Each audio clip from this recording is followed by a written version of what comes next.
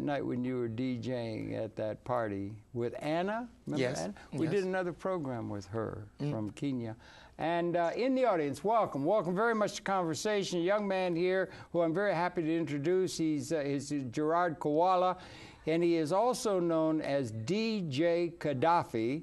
And he has been nominated and has been designated Africa's leading disc jockey or DJ in America, which is a great, important thing to do. He's familiar with the popular culture. And Gerard, welcome very, very much to Conversations. Thanks for having me.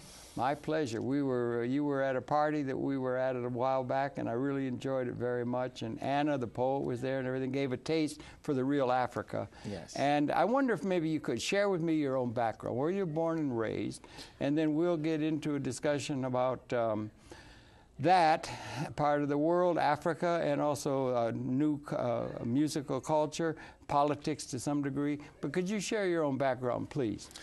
Yes, thank you. I was born in Burkina Faso. Yeah, okay. A very small country. That's West Africa. West Africa. Yeah. A French-speaking country. Right. And after I finished my studies, I was very interested in music and communication. Always you were? Yeah. Yes. So I get a chance to go to Belgium for management. Cultural management program. Right, okay. And when I came back, I started doing a show on the radio station, a music show on the radio station as a DJ. Was that back in Faso? Yes. Yeah, okay. You did on the radio? Yes. Yeah, okay. And then from there, I thought that it was a good tool to have like an agency who can help the youth produce music. Well, you are youth yourself. You're just young, I would imagine. Of course. Yeah, you are. That's good. I'm glad you're coming along. I don't mean to pry. How old are you now? Just 33. 33. Oh, gosh, it's wonderful to be 33. I was so full of vim and vigor when I was a mere 33.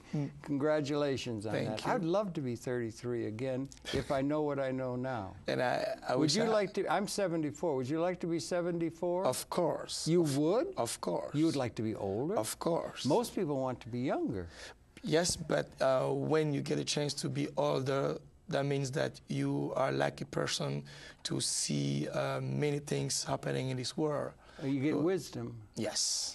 That's very good. You find that's the case with people in general? Yes. Yeah. And you respect that? I respect that. And as an African, it's very important. Okay. Because you can see that everywhere in Africa, unfortunately, because of many things, like disease, poverty, malaria. People don't have the chance to live very long.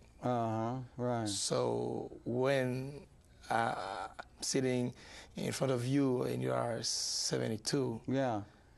It's a miracle that anybody can live so long. Of course. I could share something with you. I'm English background, but our family's been here for generations. But my father died. He was a lawyer. He died on he was buried on his 48th birthday.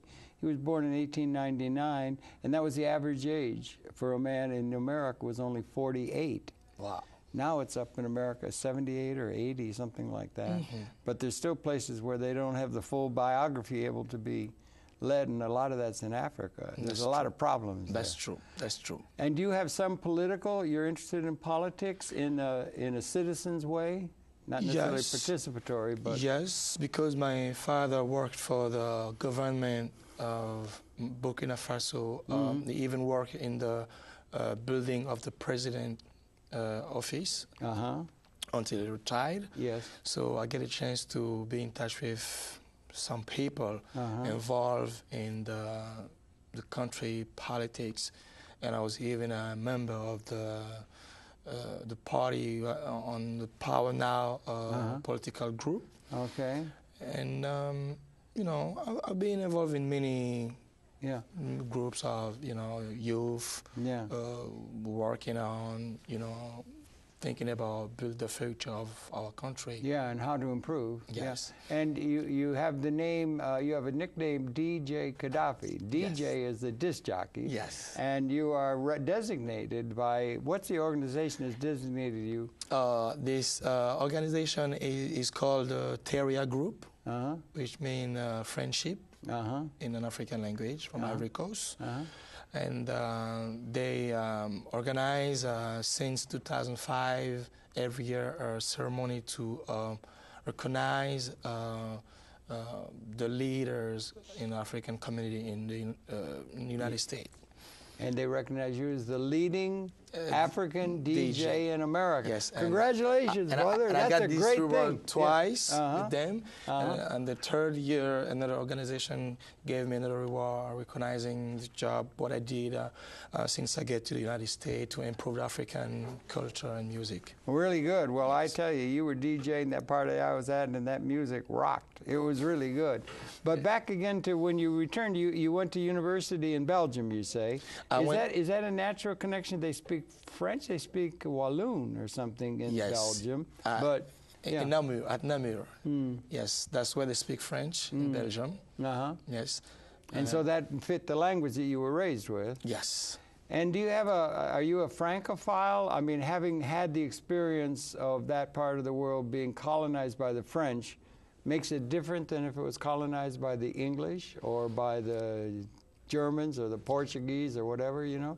It makes a difference, right? Yes, there is difference somewhere because in the way of approaching people, Africans colonized by the British side are more quick in getting into things. Really? When they first see it. Yeah, okay. Than the French. Impulsive? Yes. Really? The English are more impulsive? Those who had English colony were more impulsive? That's interesting. Yes. What does that tell us, I wonder? Actually, if you have a French speaker from Africa and an English speaker from Africa, they both come to the U.S. the first day, I bet that it will be very easier, not because of the language, but because of the background of the colonization, for this English speaker to very easy assimilate. Yes, to assimilate things and get to do things very, very, very fast. Not just because of the language. No. It's just a different.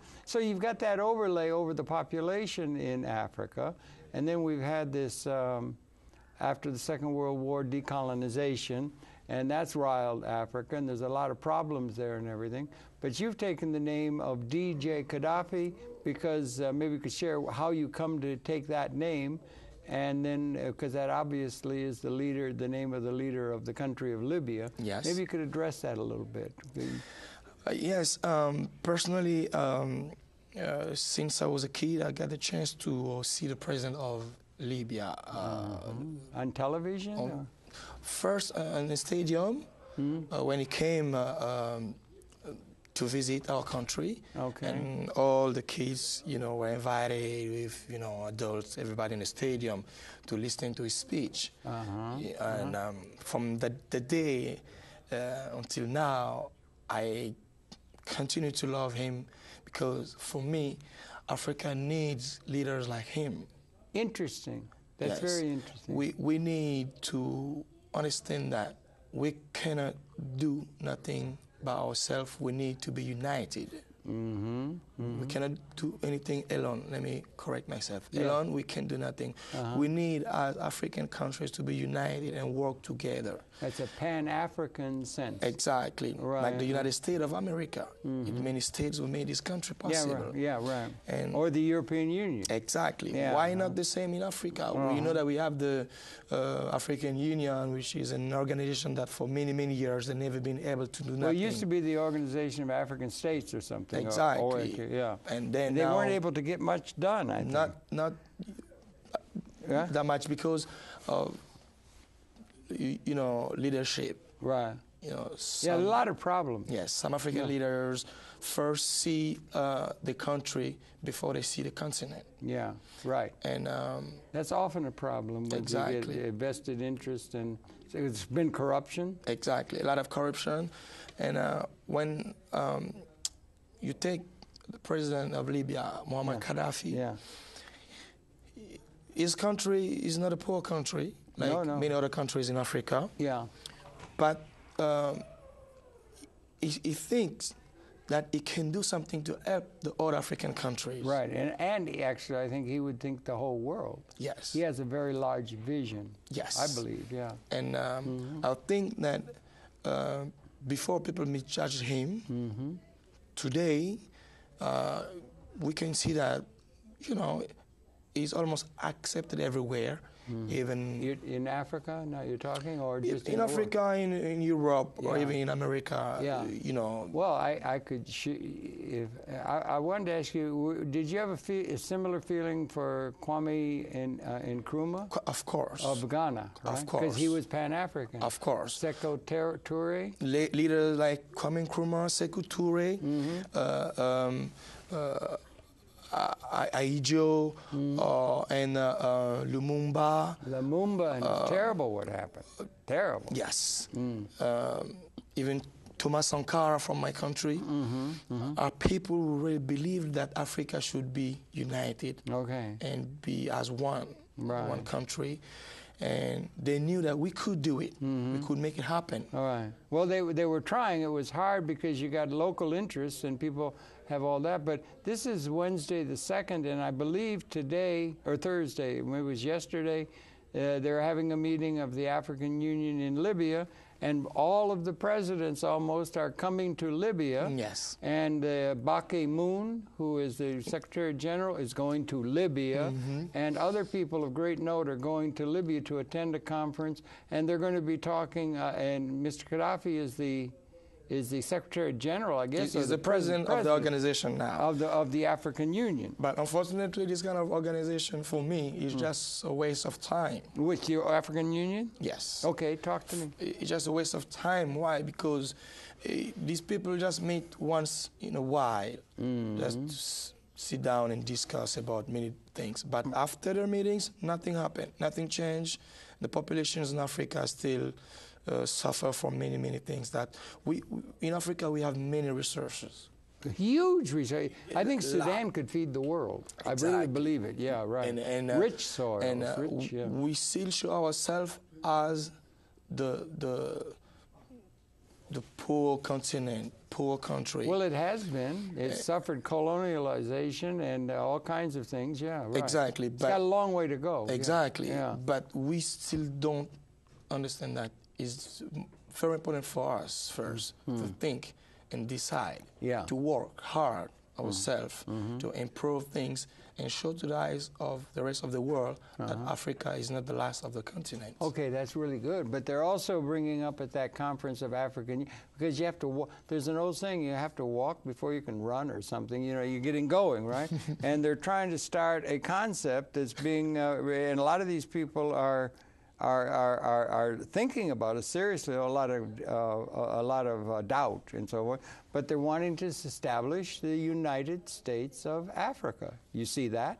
I see. Good idea? That's the best They're trying idea. to do it. It's hard to do, huh? Personally, I don't think that they try to do it. You don't think so? I don't think they try to do it. Well, okay. Talking about when you say that you start walking before you run, for the way things are in Africa, we don't even try to walk yet. Are you crawling yet? Seriously. Yeah, right. No, why? And we can run very fast, faster than others.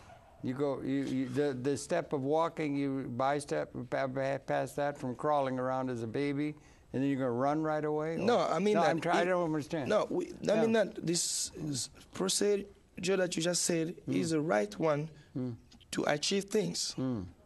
You start walking, from walking you run. But in Africa, we didn't even start walking yet. Really? But if we could just think that it's better for us to start walking now, maybe very soon we can run, and run very fast and faster than others. The people from Kenya always win the marathon. They're really fast. They can run fast, I mean, brother. This is another thing. Yeah, I know. But in development, you get in trouble with metaphors. You know? Yeah, yes. Yeah. But for Africa to become one nation, one country, with a good economy and development for everybody. A united defense force? Of course. They're talking about that. That's the first thing that we need to Well, that's have what they're talking about. In Libya today, as we tape this program, they're gathered. And Mr. Ahmadinejad was going to come from Iran. I don't think he could make it, but that's reaching out toward Iran and other people with revolutionary tendencies. And you liked him, and many of your people in West Africa there liked Mr. Gaddafi, and you still do, and people in Africa still do. Many people still like him. Yeah, right, okay. That's very interesting because he has a very advanced way of thinking about social and political organization. Exactly. And that, Jamahariya. And that's You're familiar with that? Of course. Okay. And are people in Africa familiar with that? A lot of people. Okay. A lot of people. And the good thing in it is that we cannot just think about ourselves. Okay. We have to think about others. And I think that President Obama had this in his speeches during the campaign, saying that it's time for everybody now to think about others. What can I do to help others who need help? So you like him? I like him. I do too, a really lot. like I hope he can deliver. Personally, I think he's reaching out to try and get a lot of people. So it's difficult to be too doctrinaire if you're trying to include everybody. You know, it's a different challenge. That's true. But for President Obama, I think that is a big chance for this world, not only for the United States, but for this world, to have him now as the leader of this country. Do you get a chance to get back to West Africa once in a while? I'm planning to go back this year because I have my own album. Okay, good. We're going to get to your music. That I recorded, that I plan to release in Africa by the end of the summer. We'll get to the music in a minute because you are, after all, a DJ. Yes. And a musician. I love music. Oh, yeah. I play music, make people dance on good music. You sure do. I was there dancing to you, man. It was really good. You had shades that night, you know. It was really good. Yes. But the thing is, do you get any feedback from your friends here or there about how that continent, they must be very happy that almost in a very real sense one of their own became president of the United States, and Mr. Obama. He must be there must be great happiness, if that's the right term, in the continent of Africa that he became our president rather than George Bush. Right? Rather than John McCain. Yeah. John McCain. Oh, Jack McCain. Yeah, McCain. Yes. Or McCain. Yeah, yes. Right. But I meant, you know, after George Bush, it's good to have a man that seems to be very intelligent and can put a sentence together and thinks. Let me tell you something. Thinks differently, trying to get toward vision, right? And you like Gaddafi for the same reason, because he has vision? Of course. Okay, no, but, okay. Of course. Okay. You know, this world is made of many problems. We have many problems everywhere in this world. You think there are problems? Here? I make a joke. We have problems everywhere in the world. Everywhere you look, there's problems. I know. Yes. Yeah. So this world needs people who have good vision to anticipate and see what can be done today to avoid problems tomorrow. Okay, that's very important. Now, who are some of the people that you could identify who have good vision? Obama. First, for sure. Yeah. In Africa, I think that President KADAHFI from Libya has very good vision. That's very interesting, because you understand here in the United States he was a terrorist and he was thought of as a terrible person and all of that. I know that. I know that. Yeah. People make mistakes in their life. Yes. And people change. And I think President Obama asked everybody to choose to change. So I think that things can change when people have the chance to change. And today, I think the president of Libya is not a person. He's not the terrorist that people used to know before. With everything that he's doing, I'm not judging him for what he did in the past, because I don't have any knowledge of what happened in the past for people trading him of this and that. But what I know as an African for what he did for our continent, deserve that I really love this person and say that for me, he has a very good vision for our future. Yeah, and he put down in 2003 any use of atomic weapons and so forth, and he's been paying a great deal of attention to Africa in that intervening time. Are you familiar with the name Ali Treki? That's his minister for Africa. he happens to be a good personal friend of mine.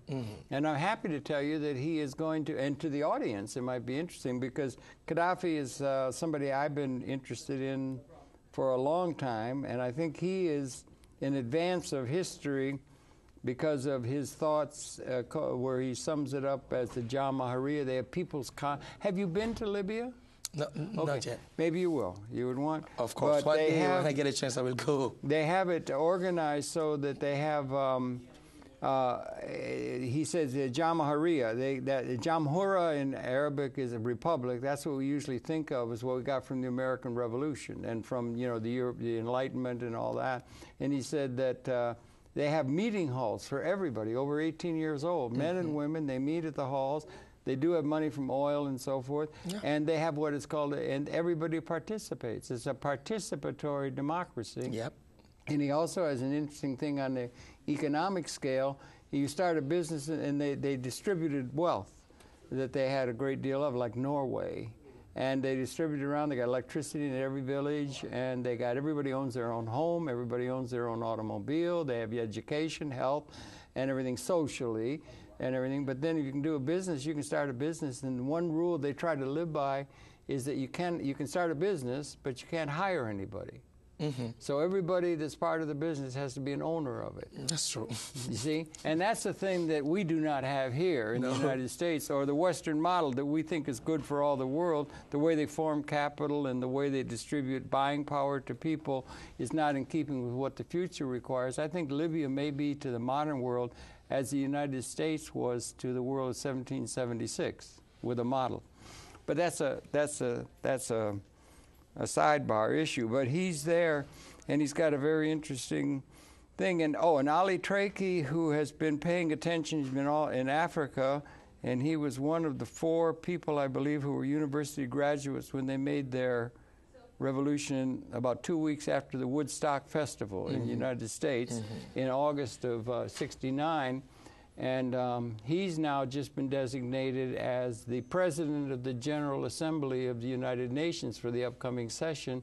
Good. And for those in the audience who may or may not be interested in it, for the first time ever, Mr. Gaddafi, the day we did a program with Ali Traki a couple of weeks ago, he was visiting Italy for the first time. Italy had colonized that country, and they had lost half of their population in a ruthless decimation by the Italian colonists, and he made up that. And now Mr. Gaddafi, for the first time, is going to come to the United States in September and address the General Assembly, along with Mr. Ahmadinejad, and the president of that is going to be Ali Traki, who is a Libyan and the Minister for African Affairs of the African Union.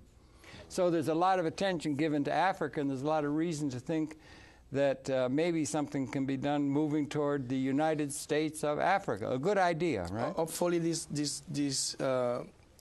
will happen soon, but it's happening today, brother. They're getting together, and they're trying, and it's hard to start something new. Yes, but the most important thing is to see it happen. Yes, I know. A couple of years ago, you say to anybody that the next president of the United States will be an African American, they will tell you, you're crazy.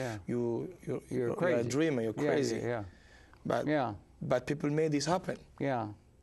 So I just wanted to tell you something. Today, as an African, I hear a lot of things that people are saying. Like Africa is becoming the new El Dorado. El Dorado, okay. Yes. Why? Because you can see a lot of big companies from all around the world, from Asia to Europe, to the United States, going back to Africa, buying some big places and try to investing. Because everybody knows that Africa is like a virgin continent. Virgin, continent. That you can go there today and invest, and very fast make good money, because we don't have the big problems that people know over here today. It's not easy to have business in the United States today. It's terrible. The African Chamber of Commerce, where we met, you were doing that? Yes. They're setting it up. I'm a member of this. Yeah, and they're setting it up to try and explain to people. Because in Africa, you might make a deal. You shake hands in the deal, and it goes through, and you can do it's personal. Yeah. You come here, and they got rules and everything. You can't understand it and everything. And they try to pave the way for people who want to deal with the United States system. That's the thing. It's so complicated. It's like Byzantine or Versailles, France, or something, you know. So I know for sure that in a couple of years, people will see a new face of Africa. Good, and that's good. And it's very important to know it from now, so people won't be surprised. Right. Yes. Okay. Good. That's good. Yeah. Africa is changing today. Yeah. My own country, 5 years ago. The roads were like small, and we had just a couple of buildings. Yeah. Today, when you see a picture of Ouagadougou, the capital of Burkina Faso. How do you say it? Ouagadougou. Ouagadougou. Yes. Ouagadougou. Ouagadougou. That's wonderful. That's a beautiful name. We have the biggest African film festival called the FESPACO. No kidding, really? Seriously, How do you say 2 years. Ouagadougou. What a beautiful word. You need to go there. Is that a word from the local language or something? Yes. Yeah. Yes. I would love to. That means... that's a great... You could make a song around that. Ouagadougou.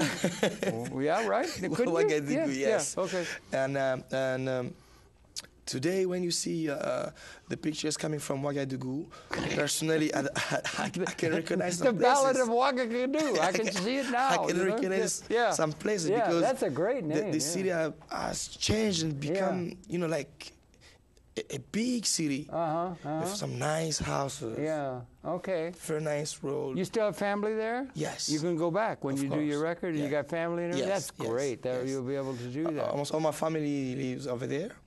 Yes. You're in communication, obviously. Yes. Almost every single day. You took your degree in Belgium in management? And music management. Music management. Well, then you're in the right business as a DJ, yes. right? Now, we got to get, it's really interesting, a really good Ouagadougou. I really like that. I'd love to go there sometime. Maybe we will. Maybe we'll meet on the beaches of Ouagadougou. The next FESPACO will invite you to go and visit. Maybe. You really like it. I would like that. I met what is his name? Antonio Fargas in Ouagadougou. And I met Tony in Ouagadougou.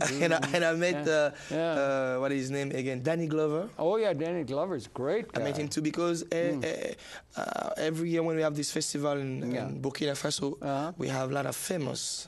It's becoming a major film center. It's actually one of the biggest. Is that the film center of Africa or no? Film festival. Yeah, I know, but is that becoming a place for producing film? Yes, they have. They have a big industry of film production in Burkina Faso.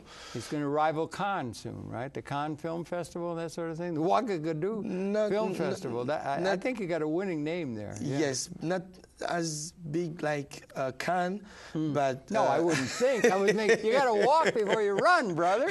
You know, it's very sprint. Not compared to Cannes, we are walking. Right. Or Hollywood is running. Right. No, I understand. Yeah, or Bollywood. Yes. Right. Yes, but it's good. But it's coming out of Africa. And there's a lot of culture there, and you're in that and understanding from a youthful perspective and all of that. And so we got to get over to the music. Do you do music yourself? You're a DJ. You don't have to be a musician to do DJ. No, I don't have to be a musician to be a DJ. Are you a musician? I'm not a musician, honestly. You're not a musician. Because I don't play any instrument. No. And I just have some, kind of feelings of, putting my voice on some beats. You sing? Yes. Do you sing? Yeah, yes. You do. Yeah. Is the new? You got a DVD? You got a CD coming out? I have a CD coming out soon with a new style of music called Coupe de Cali. How? Coupe de Cali. What is Coupe de Cali? Coupe de Cali is a. Coupe de Cali in Ouagadougou. I think we got a song, brother. Is the latest hot beat from Africa. All right. Okay. Actually created in Ivory Coast.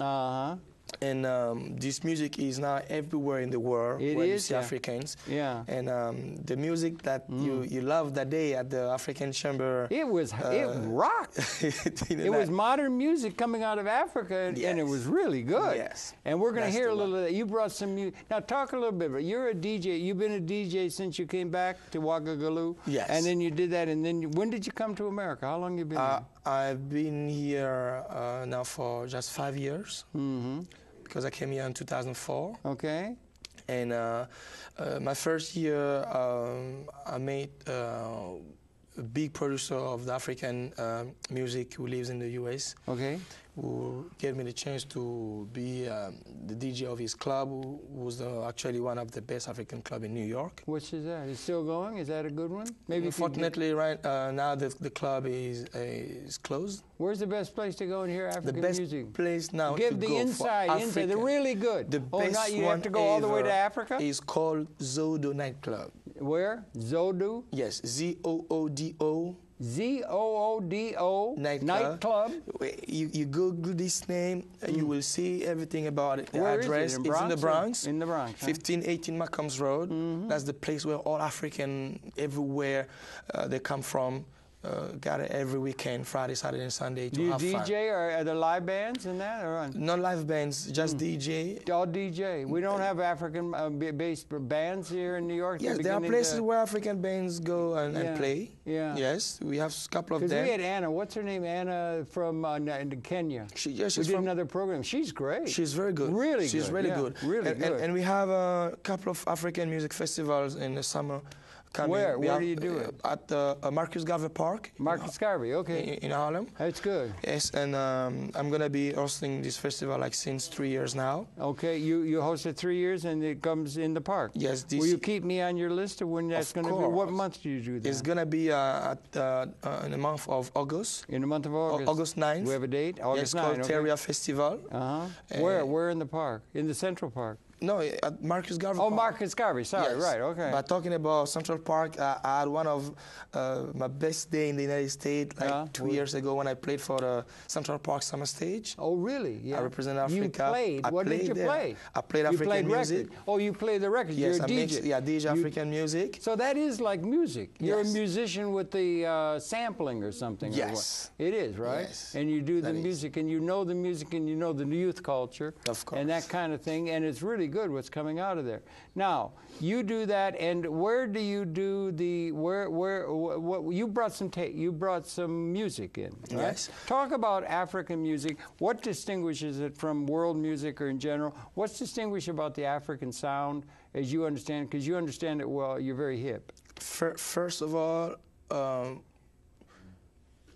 we have to recognize that African music is based on the rhythm. Rhythm, okay, rhythm, yeah, right. Yeah. All African music that you hear, even you don't know it, for the first time you hear it, you want to move. Yes, I know. I know, I was there. Because in Africa, we like to dance. Yeah, right. We like to dance a lot. Right. We dance for birthday. We dance for weddings. We even dance for funerals. Yeah, right. we like the dance. Irish, huh? Yes, we like to dance.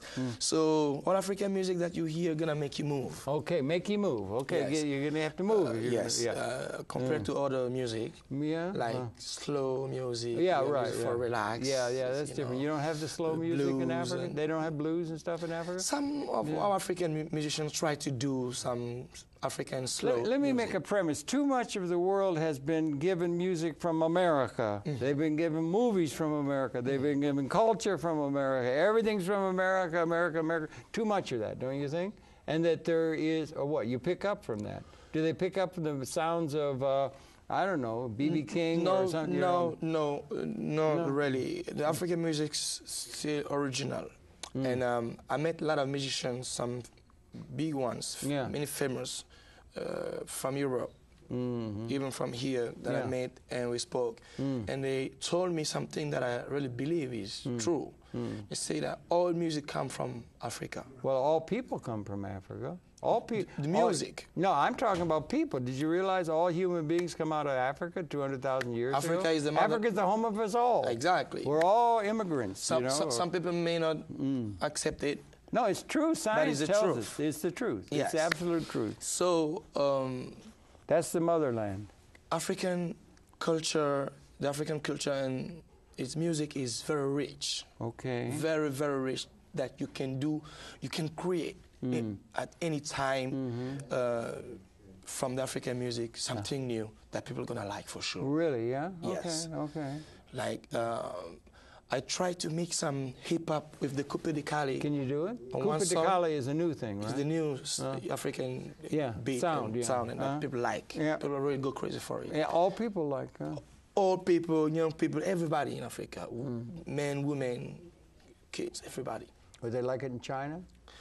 Everywhere in the world. Like hip hop got everywhere. Seriously, everywhere in the world you go. Did hip hop get into Africa? Did hip hop get into Africa? Yes. Yeah. Yes. It did. Okay. In Africa, they like hip hop. We have African hip hop. Yeah, African hip hop. Yeah. Okay. Well, that's borrowing then from America. Yes. In a way. But right? And then what America should start doing is borrowing from Coupe de Cali and originally, rap music came from Africa because. Really? Of course. Why? I thought it came from the Bronx. No. No? The first people who did the rap music are brought from Africa. Really? Because I never heard that. The rap music was the music of giving speeches, and giving hope. The storytelling even. Exactly, for the slave, you know, to communicate. Yeah, right. That's how the rap music came. Oh, okay. And talking about Chinese people who like coupe de Cali. Rap, coupe de Cali's got a great sound. I got the chance one day like to play at Pace University for the African student organization at Pace University. Yeah. And I was surprised that most of the people on the dance floor dancing were Chinese or European or white Americans. To tell you how this music is really good. Coupe de Cali. Yes, and these are white people telling you it's really good. They love it. They love it. You think and a lot of people catch on got my business card from me that day and say, how can we get this music? Really? Yes. So and is it new? It's new, just new. It just came out like okay, do you have it? You brought in. We've been talking, and the trouble is we run out of time. Yes. So this is the beginning of this is the ongoing, but more the beginning of a beautiful friendship. We're going to become good friends. Definitely. Okay. I want to be at that KAGAHFI festival you're going to have in August for sure. I will invite you. But there. anyway, I'll you take brought you to the club too. Okay, good. And I'd like to go to the club there. Yeah, because it was. But tell me, you brought in some music. Tell me, what did you bring in, and maybe what have you got? And you got it queued up so we could play some music. We'd hear some. It's not video, it's audio. But it's a video. Oh, it is a video. I brought you a video. Okay. With some good coupe de Cali music in the background. Okay. And first one will be my own music. Your music? What do you mean? You composed? No. What are you talking? I sung on the beat that a producer from Africa came here to do for me. For my album was coming out. Wait a minute. So there's words. Is it in French? Or? Yes. It's in French. Okay. Yes. And you did the singing. You wrote the words. Yes. You did the melody.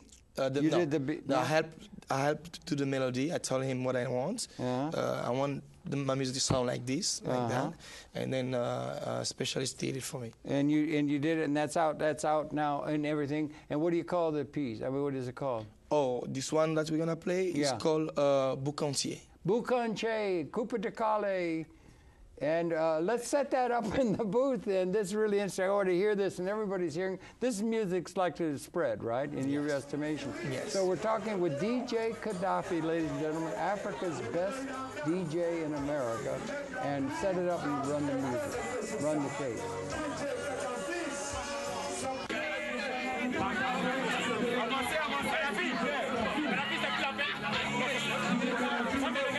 Avancez, s'il vous plaît.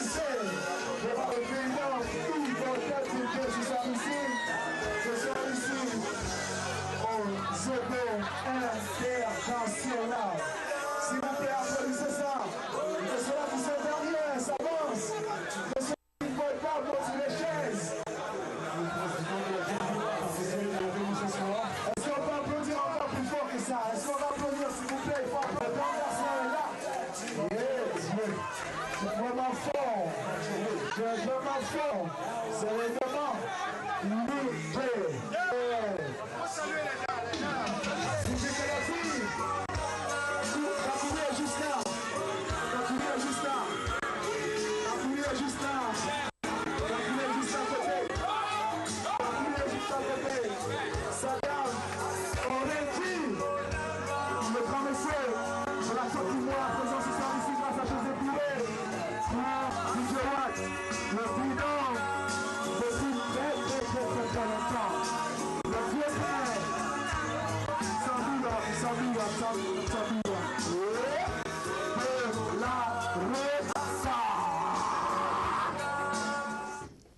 Okay, now what was it? Explain it to me. I had a camera in my way. I couldn't see it and everything. Yeah, that was the club.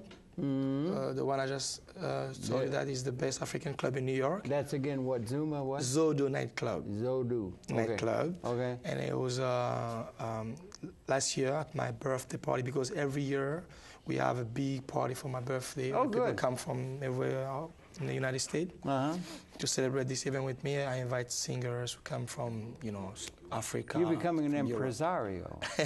You're right? You're becoming like some people do it for me. Yeah, so they're doing a party for you because yes. you know everybody in the scene, the music scene, right? Or I a lot of people. I know a lot of people. A lot of people. And it's an active scene. A lot of African music scene? Is that what it would be? Yeah. Kind of. Kind of, like yes. Latin American, or yeah, okay. Right. Now, that was a party? So that was my entrance at the club for the party. Okay. I couldn't see it because I had a thing in my way. I couldn't see what it was. I'll see it on the replay. I know. Yeah. And that day I had two special guests from Paris.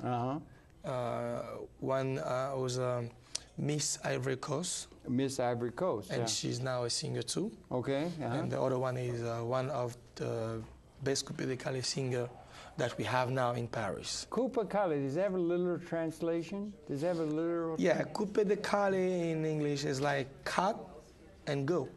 Cut and go? Yes. Cut and go? Yes. So it could be maybe called so when cut you dance, you something like that, like you cut. Yeah. Like, you cut and and then you move, you go. Yeah. Cut and go. Yes. Well, that might come in like hip and hop. Or something, something like that. That might be if we become really popular. And it's really taking off beyond the African community, right? Into the broad. Yes, and do you know who else I got a chance to play this music for? Like a couple weeks ago. Who? The legendary Don King. No kidding. Don King himself. Wow. Like 2 weeks ago. Yeah. What did he say? Did he get up and cop and go? Cut and go? Did he get up and cut and go or no? I saw him, moving. And Get you moving. Yes. Right? Okay. And everybody over there too was so happy to hear this African music. Yeah, and dance on it. When it was time to go, people was like, no, please, one last song. Please, one last song. So. Wait, when it was time for who to go? You to go? It was time for me to go. Time for you, because you were playing the music. Yes. And Don King was there. Yes. And he really dug it. Yes. And he liked it, and he got it moving. Liked it. And it's called Cut and Go, huh? Yes. I think it's going to be called Cut and Go. And how do you say it in French again? Coupe. There was a lot of de French. Calais. There was a lot of French in that meeting with you, yes, right? That's true.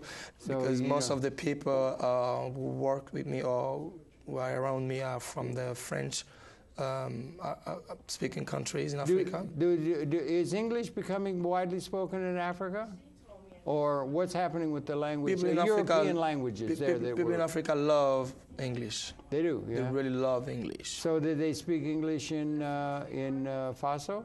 In Burkina Faso, a lot of people speak English. Okay. Because you speak English beautifully. I mean, there's no problem, right? You weren't raised with it, though, right? No, I was raised with French. Yeah. But in school, we learn English. Oh, you did? Okay. Yes. Yeah. And is that true of Africa, by and large, when you go to school? And English, what I'm trying to get at, do you think English is becoming widely spoken all over the world? Yes. It's all over Europe now, isn't it? Many young Africans today, when you see them in Africa, they can at least tell you, hi, how are you, what is my name, and where he's coming from. Yeah, right, okay. Actually, I wonder when they see a movie, you see an American movie, a lot of Hollywood movies, you see them in Nairobi or someplace, and they play it. Do they play the English with subtitles? And do they hear the English that is the actual words are in English? Like if we see Fellini, we hear Italian, and then the subtitles. But is the English fair, movie fair, and then also music fair, how much is the English carried by cultural techniques and so forth, the language and the culture, you know, by the music and by the entertainment? I mean, for what you just said, playing the movie in English and the subtitles still in English, with the English words? No, I would say if they play it in English, they have it in English, but then they put in, let's say, whatever the language of the country is. You know? Okay. So that they hear, what I'm saying is by the cultural expansion of film or entertainment or music or whatever, that expands the base of the understanding of the language. Just pick it up like kids do from their mother's knee, you know. I mean, they just pick it up. Yes, but some American movies played in Africa are, you know, translated in French too. Yeah. The Voice. Yes. Okay. Like in Burkina Faso, all the American movies that you're gonna watch in theater are in French. Well, the voices will be in French. They'll be dubbed. Yes. Rather than subtitled. Yes. That's interesting, you know. I think we got about 5,000 languages in the world. And you have a native language to Faso that isn't French. French is Lingua franca. French is the language that everybody go to school to learn. Yeah. And administration and government and school everywhere people speak French. Yeah. But we have many other dialects. But a basic language group. Yes. Yeah. It's an interesting world, isn't it? With all the variety. We want to maintain the variety and the uniqueness of that. At the same time, we get a union. I think that was... Like the African Union. This should be the first step for Africa to be really united and be like one country. What would be the first step? Education first. Education in what language? Africa should have one language. What language? Yes, that... No, but what is the language? You know, we have... Will it be English? We have the Swahili. Yeah, that's pretty widespread. The Hausa. Yeah. And the Mandingo. Yeah. These three languages. Do you speak those languages? I don't speak them. You don't unfortunately. Speak them? Yeah. But a lot of people in many African countries speak these languages. So why don't we just try to teach one of these languages? Do you know Google people are trying to put a thing together where they can put into, you could say first a telephone, you speak in English, it'll be translated poetically. They want to get it to where it's poetic. Mr. Brin and so forth, next to search, they're doing, and so you could speak in English and it would come out in the language of the world. Do you think that would be a good thing to have technologically? Perfect. It would help preserve the languages, maybe. That would really help. Because a big problem, we have diversity and then unity. Those two things have to work together in large patterns. And the problem when you don't speak somebody else's language, you are not free. That's right. Because you have to learn this person's language to talk, to communicate. Right. Be great if you could talk. If they could put it on a chip and you could be talking in English and it would go into Swahili. Yeah. Or, wouldn't that be great? And in talking Swahili and go into English. Wouldn't that be great? That would be very, They can do it, but they're getting there. Anyway, one of the problems, we don't have enough time. You have another piece of music, right? Yes. Now, if that's, maybe we should get that in because we got about 5-10 minutes left, or so. So why don't we talk about set it up, as you say, what the other piece of music that we want to play, get it in, because you are, after all, DJ KADAHFI. Yes. The other piece should be the same one that we saw, the second part of what we just saw, with some music now, the background, and some Coupe de Cali music. Coupe de Cali, I love the sound of that. And you will see... And it means cut and go. Yes. Cut and go. Yes. Okay, that's good. That's going to pick up. Yeah, I can see. Okay, well then why don't we set that up if we can, Willie? The other pieces got some of the Coupe de Cali cut and go. Okay, let's run that now then, please. Est-ce qu'on peut l'applaudir s'il vous plaît, Miss Delon, Mu-Ammar qui est venue de Paris. Merci, maman. Nachele Wedraogo, président de la Jet 8 arrivé de Paris. Est-ce qu'on peut lui dire merci? Le concepteur de l'Iwaga Danse de Polo. Salut. Ma marraine Nabitou, la boucantière de Pense. Viens, maman. Viens. À New York, c'est elle, ma maman. Je voudrais que ceux qui sont là, saluer mes parents, Papa Foufana, Alassane Wologwem. Je sais que tout le monde veut s'amuser, on va faire le show. Je pourrais, celui-là qui m'a révélé, qui m'a fait, je peux dire ici, je vous aime, je vous adore. Les Odos, c'est ma maison. J'espère qu'après ici, je ne vais plus jamais faire une autre boîte de nuit. C'est mon souhait. Je l'espère bien. J'adore ici parce que vous êtes là avec moi. Maréchal Bams, c'est toi qui as fait tout ça ce soir. Merci. C'est Dieu qui est fort. Dieu son fils. Moi, je suis son fils. Je vous souhaite une bonne soirée. On se revoit tout à l'heure, ici. Je reviens. Merci. Alors, on va faire le chemin de kadhafi.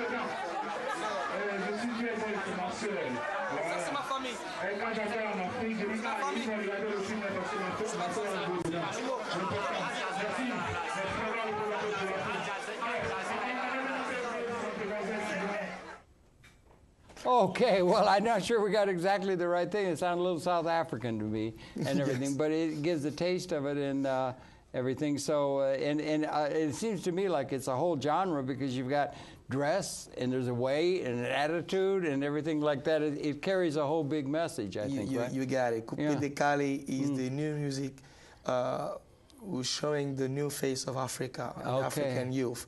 Africa usually is shown as a continent of poverty, you know, with all the problems that Africa has. And now, you know, saying that we should show Africa in another picture. Right. Yes.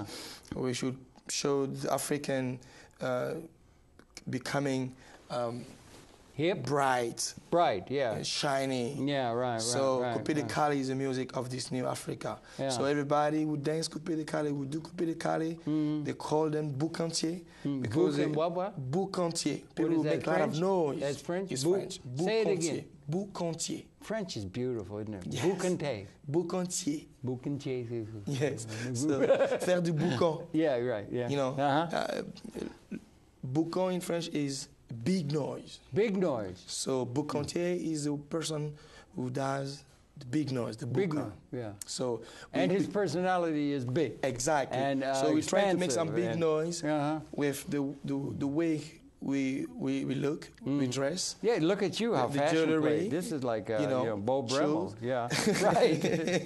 yeah, And yeah. that's what goes with the music Coupé Décalé. Ah, okay. It's Yes. like you had a whole way of life around the word jazz. Yes. Oh, you know what I mean? Or you know what I mean? It's a whole cultural thing.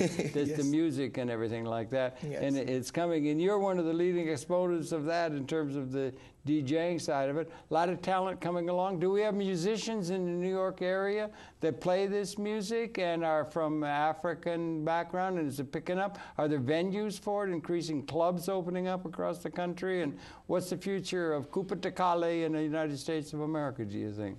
Coupé Décalé is well known in the United States. It is, okay. Because everywhere I go in the United States, I travel a lot to do parties. You just you just travel all over going party to party? What a great life. What a great life. I think you chose wisely. Yeah, go ahead, yeah. I really love what I do. Okay, that's good. Wouldn't it be good if everybody loved what they do? We should all love what we do. Uh-huh. Yeah. That's where we can excel. Yeah. When you love what you do, then you can give your best. How many people do you think out of the world population of, what is it, 6 billion now, love what they do with their life? Not too much. Just a guess. What would you guess? Maybe 1 million. 1 million out of 10 billion, out of 6, 7 billion? I would say that because... That's a very small percentage. I know, you know Wouldn't what I'm saying? Wouldn't it be good if everybody loved what they were doing? Do you think it's possible everybody can love what they're doing? Everybody can love what they do. Yeah. If everybody had the same opportunity yeah. and the same rights. Yeah. Because in some places in this world, unfortunately, some people don't even have the right. They don't even have the right to eat. To eat. They don't have the right to go to school. They don't have the right to express themselves. That may be changing, big scale, liberation. Do you think it's a visionary thing that maybe these are a time of a major transformation, liberation of the human spirit, so everybody, as much possible, everybody could be doing what it is, like what they're doing with their life and feel a good sense of liberation from the strictures of the past? Do you think we're awakening? James Joyce, the poet, said history is a nightmare from which we're attempting to awaken. Do you think we might be awakening? Can you see signs of that to a liberated, free, liberated order for all of humanity and the ecology? I think so. Because when you see everywhere in this world today, there are things happening today that a couple of years ago nobody. That's right, would, and it's going faster. Yes. Isn't the change going? Coupe de cape. Yeah. It's coupe de cape world we live in. Coupe de calle. Yes. Now, calle sounds like Spanish for street. Yes, you know what? Because French and Spanish have some words which are similar, you know. Okay, well, listen, I wonder one thing. Thank you so much, man. It's My the beginning pleasure. of a beautiful friendship. Thank you. And your pleasure to have the perceptions of the one and only DJ Gaddafi, Africa's leading disc jockey in the America, and I would say in the rest of the world as well, likely to be coming soon. Hopefully very soon. Okay, very Thanks for good. having me. My pleasure. It was really good talking to you. There's a lot to learn. I want to get the notion of that club where you can actually go and where it's happening. And also, I'm pleased that you're taking attention to Mr. Gaddafi. I agree with you. I think he's a major figure, and he's beginning to emerge now on a world scale. Ahmadinejad's in touch with him. Practically the people from Sudan, the people from Zimbabwe, they're all coming there and thinking about this idea of let's get it together for the United States of Africa. I think it would be a wonderful movement, don't you? Yes, but if you can just give me one quick, minute, because quickly, you're going to be out soon. I would like quick, just to say soundbite. I would just to say this year in the United States and in the world, 2 major things happened, and I'm so blessed to be living at this time to see them happen. Quick. President Barack Obama, and the first African-American president of the United States. The second one, fortunately,